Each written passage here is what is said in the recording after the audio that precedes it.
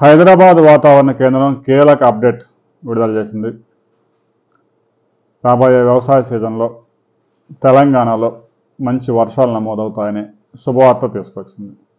June 8 నుంచి తెలంగాణలోకి ఋతుపవనాలు ప్రవేశించే అవకాశం ఉందట.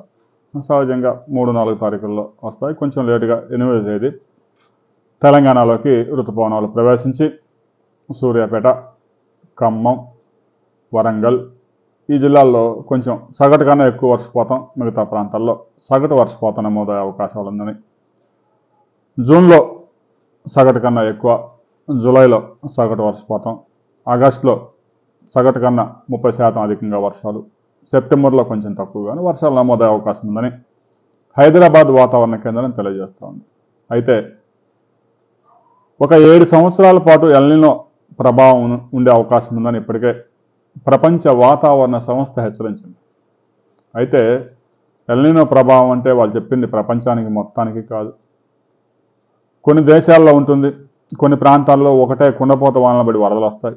ఇంకా తర్వాత 2 నెలలు 3 నెలలు వర్షాలే ఉండవు. ఇదే విషయాన్ని మనం గత వీడియోలో కూడా చెప్పుకున్నాం. కొంతమంది అడుగుతూ ఉన్నారు, 7 సంవత్సరాలు ఎల్నినో ప్రభావం ఉంటే వచ్చే సంవత్సరాలు మంచి వర్షాలు ఎలా పడతాయి అని అడుగుతూ ఉన్నారు. భారతదేశంలో కూడా తూర్పు తీర ప్రాంతంలో రాష్ట్రాల్లో పశ్చిమ బెంగాల్, ఒడిశా, ఆంధ్రప్రదేశ్, ఈ తమిళనాడు ఈ ప్రాంతాల్లో కరువు పరిస్థితులు నెలకొనే అవకాశం ఉందట.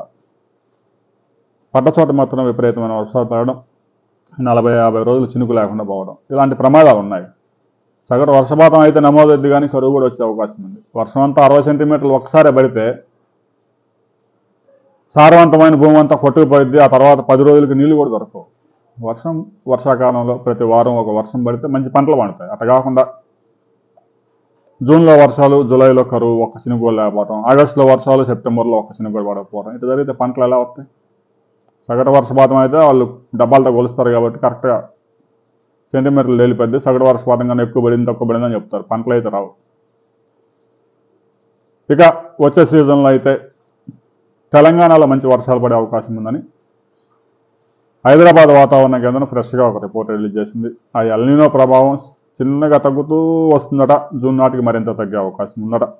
లానినో ఎఫెక్ట్తో వర్షాలు సక్రమంగా పడతాయని హైదరాబాద్ వాతావరణ కేంద్రం తెలిపింది.